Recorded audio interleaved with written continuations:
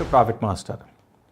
ఇక ఈరోజు ఈ వీడియోలో మనం మార్కెట్స్ కంటిన్యూస్గా పడ్డం మనం చూస్తూనే ఉన్నాం. ఎక్కడ ఆగింది లేదు. కనీసం పుల్ బ్యాక్ ర్యాలీస్ అంటాం, అవి కూడా రావట్లేదు. అట్లీస్ట్ షార్ట్ కవరింగ్ ర్యాలీస్ అంటారు అంటే ఎఫ్ఎండో పరంగా, అవి కూడా రావట్లేదు. సో కంటిన్యూస్గా పడుతూ ఉన్నాయి. ఇంకొక రికార్డ్ పడ్డంలో రికార్డ్ క్రియేట్ చేసింది ఏంటి అంటే 29 ఇయర్స్ తర్వాత కంటిన్యూస్గా 5 months నాన్ స్టాప్గా నిఫ్టీ మైనస్లో క్లోజ్ కావడం జరిగింది. సెప్టెంబర్ ఎండ్ నుంచి ఇప్పటివరకు కానీ గమనిస్తే ఫిబ్ ఎండ్ వరకు 5 నెలలు ప్రతి నెల కూడా నిఫ్టీ మైనస్లో క్లోజ్ అయింది. ఇది ఒక 29 ఇయర్స్ తర్వాత జరిగిన పరిణామం. అంటే గతంలో ఇంతకన్నా భారీ ఫాల్స్ వచ్చాయి. కాకపోతే ఎలా ఉండేదంటే ఈ 29 ఇయర్స్ మధ్యలో 3-4 months పడినాక 5th month or 2nd month first 2 months పడినాక 3rd month పెరగడం ఇట్లా ఉండేది. ఆర్ 4 months పడినాక ఒక్కో నెల పెరగడం, ఈ విధంగా ఉండేది. ఇప్పుడు అట్లా కాకుండా కంటిన్యూస్గా ప్రతి నెల కూడా పడుతూ ఉంది. అది రికార్డ్ అనమాట. దీనికి మార్చిలో బ్రేక్ పడుతుందా లేదో చూద్దాం. సో ఏదేమైనప్పుడు కూడా నిఫ్టీ భారీగా పడుతుంది. అదేవిధంగా స్టాక్స్ అయితే చెప్పాల్సిన అవసరం లేదు. ఈ 5 నెలల్లో స్మాల్ క్యాప్ ఇండెక్స్ 26% పడింది, మిడ్ క్యాప్ ఇండెక్స్ 22% పడింది అనమాట. అంటే ఈ 5 monthsలో అనమాట. సో మరోవైపు నిఫ్టీ కానీ గమనిస్తే రీసెంట్ హైస్ నుంచి 16% కరెక్ట్ అయింది. కంటిన్యూస్గా పడుతూనే మనం ఉండడం చూస్తున్నాం. ఒకటి ఇండెక్స్ కానివ్వండి, స్టాక్స్ కానివ్వండి. మరీ ముఖ్యంగా అంటే మనం అడ్వాన్స్ డిక్లైన్ రేషియో కానీ గమనిస్తే చాలా దారుణంగా ఉంది. ప్రతిరోజు కూడా డిక్లైన్స్ ఎక్కువ ఉంటున్నాయి. సో ఇక్కడి నుంచి ఏం చేయాలి అని అంశాలు మాట్లాడుకుందాం. అదేవిధంగా చాలామంది ఏంటి అంటే చాలా భయాందోళనకు గురవుతున్నారు. ఇంకా మన స్టాక్స్ మన రేటుకు వస్తాయా అనే అంశాలు, అదేవిధంగా ఇప్పుడు ఏం చేయాలి అంటే ఫ్రెష్గా బై చేయాలా, ఉన్న స్టాక్ని ఎగ్జిట్ అయిపోవాలా అంశాలు కూడా మాట్లాడుకుందాం. ఇక ఓవరాల్గా ఈ విధంగా పడ్డానికి ప్రధాన కారణాలు నేను పదే చెప్తూ ఉన్నాను. మీకు తెలిసే ఉంటుంది. అటు ఎఫ్ఐఎస్ సెల్లింగ్ ప్రధానంగా డబ్బు రావడం పక్కన పెట్టి డబ్బు వాపస్ పోతుంది, అదొకటి. తర్వాత డొమెస్టిక్గా కూడా బాగా డబ్బు అనేది తగ్గిపోవడం మనం చూసాము. నేను కూడా ఫిబ్రవరి మంత్లో ఇంకా మనకి 2-3 రోజుల తర్వాత డేటా వస్తుంది. న్యూ డిమాట్ అకౌంట్స్ ఓపెన్ చేయడం చాలా వరకు అంటే లాస్ట్ మంత్ కానీ గమనిస్తే 14 monthsలో ఉంది. ఇంకా డౌన్ కావచ్చు. అది కూడా ఒక కారణం. అంటే రీటైల్ పార్టిసిపేషన్ కంప్లీట్గా డ్రై అయిపోయిందన్నమాట. సో ఇన్ని కారణాలు. దీంతోపాటు అఫ్కోర్స్ అటు ఎకానమీకి చెందిన అంశాలు ఓకే, అంటే పడుతున్నప్పుడు మార్కెట్లో నెగిటివ్స్ వచ్చినప్పుడు అన్నీ ఒకసారి వస్తాయనుకోండి, అది కూడా ఒక కారణం. జీడిపి గ్రోత్ కూడా తగ్గడము. సో ఇవన్నీ కూడా అంశాల తర్వాత ట్రంప్ రిలేటెడ్ న్యూస్ వార్తలు ఇవన్నీ కూడా ఏంటంటే మార్కెట్ని మరింత కిందకి తీసుకువెళ్తాయి. వీటన్నిటికి మించి అసలు ఈ విధంగా పడడానికి ప్రధాన కారణం ఏంటి అంటే ఈ మార్జిన్ ప్రెజర్స్ చూస్తున్నాము. బాగా విపరీతంగా మార్కెట్స్ బాగున్న టైంలో అందరూ కూడా ఏంటి అంటే లెవరేజ్ తీసుకొని ఇన్వెస్ట్ చేశారు. ఇప్పుడు వాళ్ళందరూ కూడా ప్రతి నెల ఎంతో కొంత మార్కెట్ పడితే వాళ్ళ పోర్ట్ఫోలియో తగ్గుతుంది. దాని తగ్గట్టుగా మనీ వాళ్ళు పే చేయాల్సి ఉంటుంది. పే చేయలేకపోతే వీళ్ళు స్టాక్స్ అమ్మేస్తారు. ఇది జరుగుతుంది. ఇవన్నీ కూడా ఇప్పుడు ఆ ప్రాసెస్లో ఉందన్నమాట మార్కెట్స్. సో నేను అనుకోవడము ఇది లాస్ట్ లెగ్ సెల్లింగ్కి లాస్ట్ లెగ్ ప్రాసెస్లో ఉన్నాము. సో అందరూ భయపడుతున్నప్పుడు మనం కొంచెం ధైర్యం చేసి క్వాలిటీ స్టాక్స్లో ఇన్వెస్ట్ చేయడం అనేది కరెక్ట్ అండి. ఎప్పుడు కూడా పడుతున్నప్పుడు ఎక్కువ ఇన్వెస్ట్ చేయాలి, పెరుగుతున్నప్పుడు మనం జాగ్రత్త పడాలి. నేను మీకు తెలిసే ఉంటుంది. లాస్ట్ వీడియోలో ఒకరు చెప్పారు, మీరు గతంలో కూడా చెప్పారు. అంటే 1 year నుంచి కూడా కాషన్ చేస్తున్నారు. కానీ మీ మాటలు అప్పుడు మాకు అంటే అంత పెద్ద పట్టించుకోలేదు. బట్ ఇప్పుడు కానీ చూస్తే సో మార్కెట్స్ ఈ విధంగా జరగడం ఇవన్నీ చూస్తే మాకు అంటే వాళ్ళు కొత్తగా స్టాక్ మార్కెట్లోకి వచ్చారు. సో అట్లనే ఇప్పుడు కూడా చెప్తున్నాం, ఇప్పుడు ఏం చేయాలి అంటే మీరు కొనాలండి. సో అందరూ ఇక మాకు తెలిసిందే అటు యూట్యూబుల్లో కానివ్వండి, అదేవిధంగా మెయిన్ స్ట్రీమ్ మీడియాలో ఇంకా మార్కెట్స్ ఇంకా లేవు, ఇంకా పెరగవు. ఓకే, ఎవరు కూడా టైమింగ్ చేయలేరు. 100% నేను కాదు, ప్రపంచంలో ఎవరు కూడా టైమింగ్ అనేది ఎగ్జాక్ట్గా ఇక్కడి నుంచి మార్కెట్స్ పడవని ఎవరు చెప్పలేరు. కాకపోతే మనం చేయాల్సింది ఏంటంటే క్వాలిటీ స్టాక్స్ని ఇటువంటి టైంలోనే పడుతున్నప్పుడు మనకి డిస్కౌంట్గా దొరుకుతాయి. సో అటువంటి డిస్కౌంట్ స్టాక్స్ని మీరు కొనాలి, ధైర్యం చేసి కొనాలి. అదేవిధంగా చాలామంది ఎస్ఐపీలు కొంతమంది ఆపుతున్నారండి. ఆపకూడదండి, ఇంకా ఎక్కువ కొనాలి. ఇప్పుడు ఎస్ఐపీలు ఇంతకుముందు మీరు నెలకి ఒక 20,000 30,000 పెడితే ఇప్పుడు ఇంకా పెంచాలి. ఎందుకంటే మీకు తక్కువ జరుగుతున్నాయి. మీరు అర్థం చేసుకోండి, తక్కువకి స్టాక్స్ జరుగుతున్నాయి.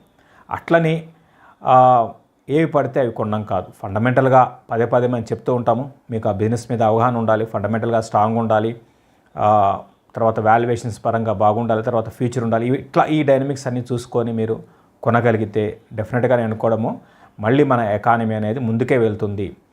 లేటెస్ట్ ఇప్పుడు వీడియో చేసే ముందు కూడా జీడిపి నెంబర్స్ వచ్చాయి. జీడిపి కూడా పర్లేదు ట్రాక్లోకి వస్తుంది మనకి. దీనికి తోడు మనకి ఏంటంటే నెక్స్ట్ ఇప్పుడు మాన్సూన్ కానీ బాగుంటే మళ్ళీ వితిన్ మంత్స్లో కొంచెం జీడిపిలో కూడా పెరగడం అనేది ఉంటుంది. కాకపోతే మనకి 1 year 1.5 year బ్యాక్ ఏవైతే గ్రోత్ ఉందో అంటే 8-9% జీడిపి అట్లా రావదు. అది చాలా టైం పడుతుంది. మళ్ళీ మనకి అట్లీస్ట్ ఒక 2 years పట్టచ్చు. బట్ ఓవరాల్గా మనది ఏంటంటే మన జీడిపి ఇక్కడ నుంచి 6 బిలో వెళ్ళిపోయి 3-2కి అయితే వెళ్ళదు కదా.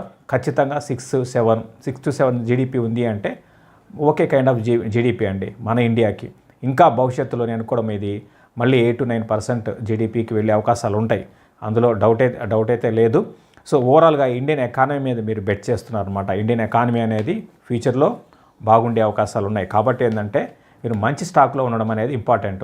ఇక స్టాక్స్ పడ్డము పెరగడం ఇవన్నీ కూడా ప్రతి సందర్భంలోనూ ప్రతిసారి జరుగుతూ ఉంటాయండి. పడ్డము పెరగడము, తర్వాత బుల్ మార్కెట్, బేర్ మార్కెట్ ఇవన్నీ కూడా జరుగుతూనే ఉంటాయి. అయితే మీరు చేయాల్సింది ఏంటి అంటే మంచి స్టాక్స్ని పిక్ చేసుకోవాలి. తర్వాత అంటే బేర్ మార్కెట్ ఒకసారి స్టార్ట్ అయితే అది ఎలా ఉంటుందంటే 1.5 year 2 years ఇట్లా ఉంటుందండి. ఇప్పటికిప్పుడు వి షేప్లో నిఫ్టీ ఏమో కానీ స్టాక్స్ వి షేప్లో పెరగవండి, అది గుర్తుపెట్టుకోండి. దానికి ప్రిపేర్ కాండి మీరు. స్టాక్స్ వి షేప్లో పెరిగిపోయి మళ్ళీ న్యూ హైస్కి వెళ్ళిపోయి అటువంటి ఆలోచన పెట్టుకోకండి. తర్వాత షార్ట్ టర్మ్కి ఒకవేళ ఎవరన్నా ఇన్వెస్ట్మెంట్ చేయాలి అనుకున్న వాళ్ళు షార్ట్ టర్మ్కి రావద్దు. బుల్ మార్కెట్లోనే షార్ట్ టర్మ్కి అన్ని టార్గెట్స్ వస్తాయి తప్ప షార్ట్ టర్మ్కి ఇటువంటి బేర్ మార్కెట్లో షార్ట్ టర్మ్ అనేది పనిచేయదండి. ఓన్లీ అన్ని సక్సెస్ అయ్యేది బుల్ మార్కెట్లో సక్సెస్ అవుతాయి.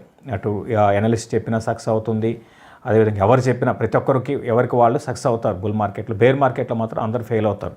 కాబట్టి ఏంటంటే షార్ట్ టర్మ్ వ్యూతో ఎవరు రావద్దు మార్కెట్లోకి. అందరూ కూడా ఇప్పుడు ఇన్వెస్ట్ చేసే వాళ్ళందరూ కూడా అట్లీస్ట్ 3-4 ఏళ్ళు దృష్టిలో పెట్టుకోండి. మంచి క్వాలిటీ స్టాక్స్ మీరు చూసుకోండి. అదేవిధంగా మీకు తెలిసిన బిజినెస్లోనే ఉండండి. కొన్ని బిజినెస్లు ఉంటాయి, మనం చూసాము కోవిడ్ కాదు 1.5 year బ్యాక్. సో అటు కొన్ని అయితే డిఫెన్స్ రిలేటెడ్ స్టాక్స్ అయితే విపరీతంగా దాన్ని వదలగొట్టారు. సో అటువంటివి మళ్ళీ రావండి ఆ ప్రైసెస్. ఫర్ ఎగ్జాంపుల్ మనకి కొన్ని స్టాక్స్ కానీ గమనిస్తే డిఫెన్స్లో డేటా ప్యాటర్న్స్ అని ఉంది. ఇది కానీ గమనిస్తే విపరీతంగా పెరిగిపోయింది. 3600 నుంచి ఈరోజు 1438కి వచ్చేసిందండి. సో 52 week లోస్ దగ్గర ఉంది. 2 years బ్యాక్ ఐపీఓకి వచ్చింది. సో దీనికి మీరు చూడండి లాస్ట్ క్వార్టర్ నెంబర్స్ కానీ లాస్ట్ ఇయర్తో పోల్చుకుంటే లాస్ట్ ఇయర్ 140 crores అయితే రెవెన్యూస్, ఈరోజు 117 crores. అందుకే నేను డిఫెన్స్ పదే చెప్తుంటాను. డిఫెన్స్లో మీరు ఉంటే అప్పుడే 1 year 1.5 year బ్యాక్ చాలా సందర్భాలు చెప్పాను, ప్రాఫిట్ బుక్ చేసుకోండి. సో ఇది కానీ గమనిస్తే ఇంకా పడడానికి అవకాశం ఉంది. ఇప్పటికీ ఇది 8,000-9,000 కోట్ల మార్కెట్ క్యాప్ అండి. ఒక టైంలో దీనికి 18,000 కోట్లు మార్కెట్ క్యాప్కి వెళ్ళింది. దీనికి ఇంత అవసరమా అండి? టర్నోవర్ అట్లీస్ట్ టర్నోవర్ కనీసం 450 కోట్లు ఉంది, 450-500 కోట్లు టర్నోవర్ ఉంది. ఈ విధంగా డీగ్రోత్ అయిపోయింది. రిజల్ట్ చూశారు కదా. దాని ముందు నెంబర్స్ కూడా సెప్టెంబర్ క్వార్టర్ కూడా 91 crores వచ్చిందండి. 91 కోట్ల టర్నోవర్ వచ్చిన కంపెనీకి 14,000, 15,000 ఆర్ 20,000 కోట్ల మార్కెట్ క్యాప్ ఒక దశలో అక్కడికి వెళ్ళిపోయిందనమాట. ఇటువంటి అంశాలు మీరు చూసుకోవాలి. ఇటువంటి స్టాక్స్లో ఉంటే మీరు జాగ్రత్త పడాలి. అంతేగాని ఫండమెంటల్గా బాగుంటే మీరు ఎటువంటి కంగారు లేదు. ఫర్ ఎగ్జాంపుల్ ఎటువంటి స్టాక్స్లో ఉంటే మీరు కంగారు పడాల్సిన అవసరం లేదు. మనం చెప్పాము ఇయర్ స్టార్టింగ్లో కూడా కోటక్ బ్యాంక్ అని చెప్పాము. 2025కి 2 స్టాక్స్ ఇయర్కి మంచి స్టాక్స్ ఉంటే మన పాత వీడియోలో ఉంటుంది. కోటక్ బ్యాంక్ చెప్పాము. సో దాన్ని మీరు ఇక్కడ నుంచి ఇంకా పడినా కూడా మీరు ఇంకా యాడ్ చేసుకుంటూ పోండి. సో మీకు ఇటువంటి మార్కెట్లో నెగిటివ్ రిటర్న్స్ కాకుండా పాజిటివ్ రిటర్న్స్ రావడానికి అవకాశం ఉంటుంది. అదేవిధంగా బాలకృష్ణ ఇండస్ట్రీస్ ఉంది. సో అది కూడా మీకు ఇక్కడ నుంచి పడొచ్చేమో, కానీ అది 2600 ఎంత మార్కెట్ పడితే అది పడింది అంత మీరు చూడండి, పెద్దగా పడలేదు. అదేవిధంగా యూబీఎల్ యునైటెడ్ బ్రీవరీస్ లిమిటెడ్ ఇది కానీ గమనిస్తే మీరు మళ్ళీ పిఈ ఎక్కువ ఉంది. పిఈ అనేది ఒకటి కాదండి, ఇక్కడ చూడాల్సింది చాలా డైనమిక్స్ చూడాల్సి ఉంటుంది. ఏంటి అంటే ఇది మేనేజ్మెంట్ మారిన తర్వాత, ఇప్పుడు కాదు లాంగ్ బ్యాక్ ఎప్పుడో మారింది అనుకోండి. సో దాని తర్వాత ఇప్పుడు క్లీనప్ ప్రాసెస్లో ఉంది ఇదంతా కూడా. సో ఇదే దాదాపు కంప్లీట్ అయిపోయింది. ఇక్కడ నుంచి మార్జిన్స్ కూడా పెరుగుతాయి. కాబట్టి ఇటువంటి స్టాక్స్ని మీకు తెలిసిన యూబీఎల్ అంటే కింగ్ఫిషర్, మన ఇండియాలో 50% బీర్ 50 కాదండి ఇంకా ఎక్కువే ఉంది. కింగ్ఫిషర్ కానీ హెన్కెన్ కూడా వెళ్ళదు అనమాట. సో బీర్ మార్కెట్ ఇప్పుడు సమ్మర్ వస్తుంది. సో ఈ సమ్మర్లో హైయెస్ట్ సేల్స్ నాకు తెలిసి రికార్డు సేల్స్ రావడానికి అవకాశం ఉంది. దీంతోపాటు ఒక గుర్తుపెట్టుకోండి, మనిషి ఆనందంగా ఉన్నా మందు తాగాల్సిందే. సో కష్టాల్లో ఉన్నా కూడా మందు తాగుతారు. కాబట్టి ఇటువంటి అంటే మీ ఆలోచనలు ఎలా ఉంటాయి పరంగా చూడండి. అంటే తాగమని ఎవరికి చెప్పమంటే చెప్తున్నాను ఎగ్జాంపుల్గా. తెలియని అంటే మీకు డైనమిక్స్ తెలియని బిజినెస్లోకి వెళ్ళి చేతులు కాల్చుకోవడం కన్నా ఇటువంటి కంపెనీస్ గురించి ఇవి క్లియర్గా మనకు తెలిసిందే. కోటక్ బ్యాంక్ మీకు తెలిసిందే, యూబీఎల్ మీకు తెలిసిందే. అసలు అదేవిధంగా వరుణ్ బెవరేజెస్, బాలకృష్ణ ఇటువంటి స్టాక్స్లో ఉంటే మీకేం ప్రాబ్లం లేదు. ఇంకా స్మాల్ అండ్ మిడ్ క్యాప్ నేను చెప్పిన స్టాక్స్ కూడా బాగా పడ్డాయి. బట్ అవన్నీ కూడా ఢోకా లేదు.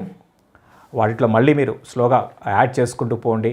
ఓవరాల్గా 3-4 ఏళ్లలో మళ్ళీ మార్కెట్స్ మనం చెప్పిన స్టాక్స్ ఏవైతే అన్నీ మంచి బ్రహ్మాండమైన రిటర్న్స్ రావడానికి అవకాశం ఉంటుంది. ఫస్ట్ థింగ్ ఏంటంటే అందరూ ఇప్పుడు పోర్ట్ఫోలియోస్ ఎవరు చూసుకోరు. ఫోన్లో గతంలో ఎలా ఉంటుందంటే కొంచెం మార్కెట్ పెరగంగానే ఒకటికి రోజుకి 10 సార్లు పోర్ట్ఫోలియో చూసుకొని ఆనందపడిపోయేవారు. అఫ్కోర్స్ సైకాలజీ అండి. ఇప్పుడు ఏంటంటే చూస్తే ప్రతిరోజు నష్టమే కదా, కంటిన్యూస్గా నష్టమే.